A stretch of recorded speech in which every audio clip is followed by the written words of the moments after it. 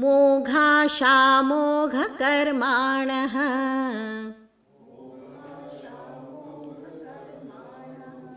मोघज्ञानाविचेतसः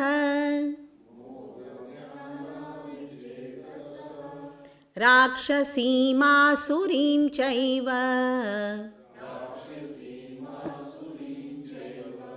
प्रकृतिं मोहिनीं श्रिताः महात्मानस्तु मां Partha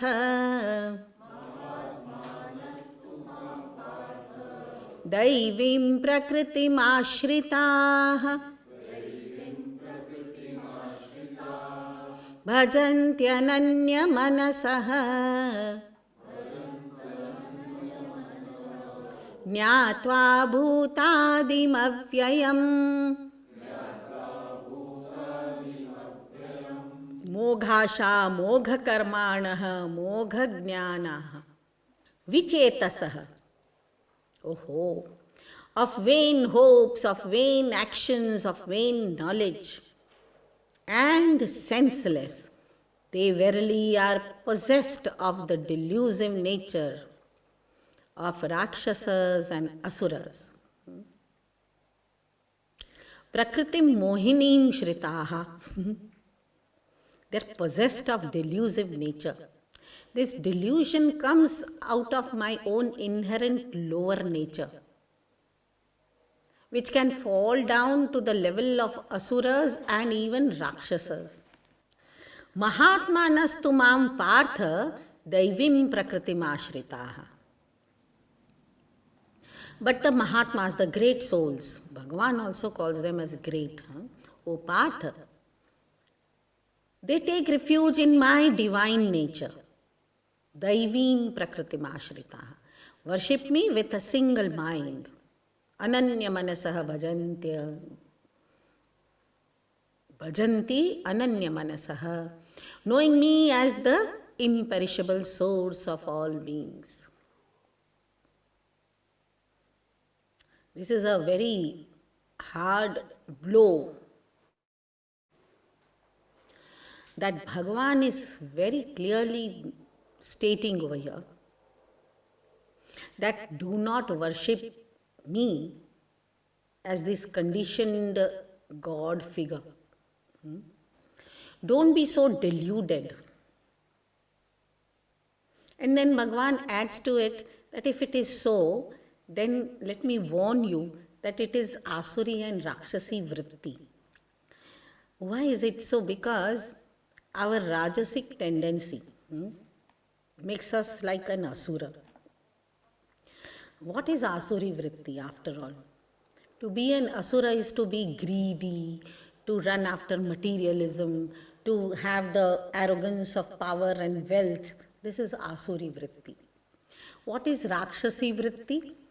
Is to be negative about everybody, to have the violent nature of killing and torturing people or things and beings. Both are extremely negative kind of personalities. So, if I am so, then definitely for my convenience and for my purposes to be served in the material world, I would worship. God himself is denying this kind of worship. Bhagavan says that will be called as Asurian Rakshasi worship.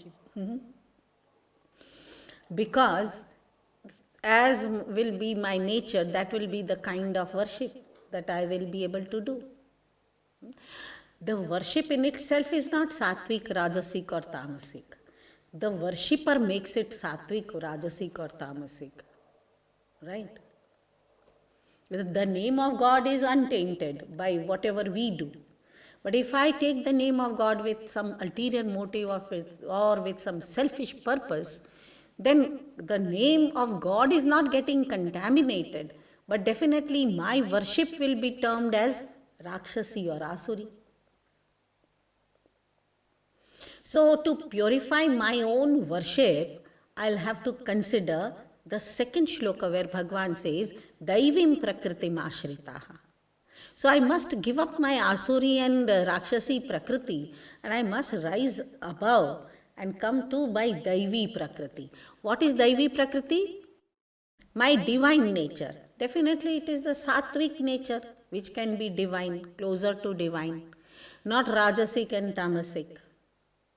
So I have a clear purpose now for self-improvement and self-evolution. What is the purpose? My goal can be any. It can be the ultimate realization or it can be worship of gods and goddesses. In both the cases, I'll have to purify myself.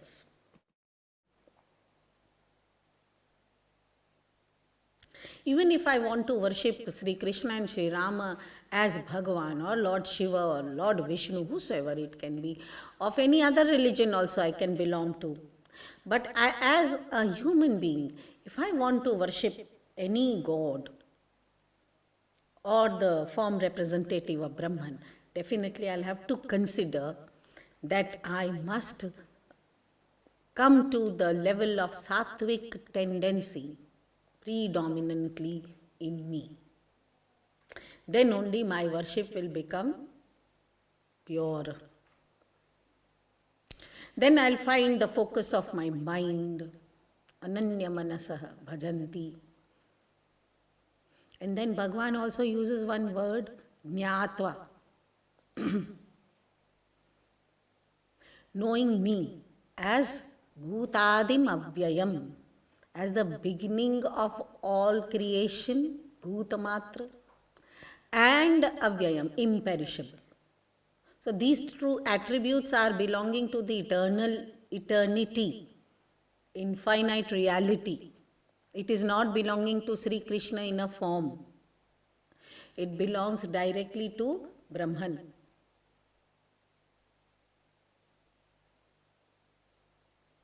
So, already Bhagavan has put one stone of knowledge over here, Jnatva. So a devotee, this is the 9th chapter, the beginning of Bhakti Yoga. No? 7th to 12th is Bhakti Yoga Sadhana. So the 9th chapter here is indicative already that some amount of knowledge is required. What sort of knowledge is required on the path of devotion is this. We must have this discriminative ability to understand the value of sattva in our lives and then apply that sattvic tendency while worshipping without aspiring or wishing for any gain out of our worship, any material gain out of our worship. So that we don't get conditioned by a particular god. So suppose today it is Hanumanji in front of me and tomorrow it is Sri Rama, or day after tomorrow it is Sri Krishna, or another day it is Mother Goddess.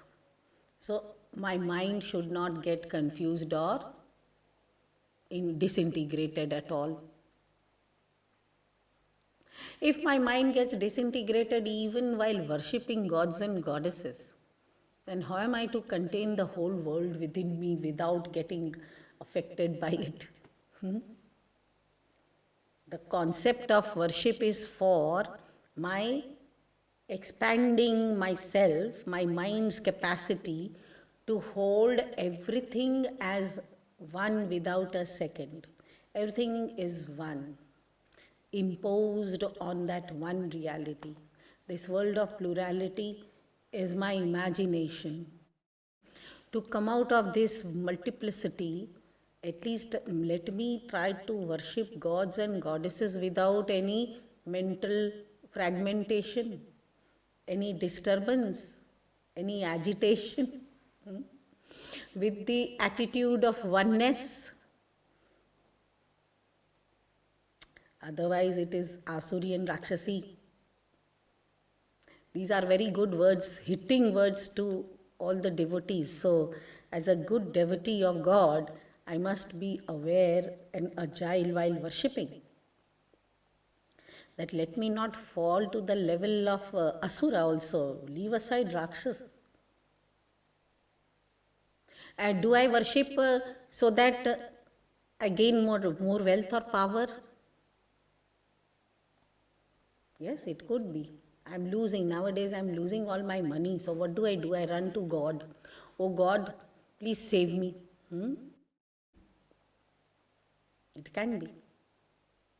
Let me understand that that part of my worship is coming under the head of Asuri worship. Nobody is saying no, but that's gone waste. It was not sattvic. So what do we do to encourage ourselves to the proper kind of worship? What can we do?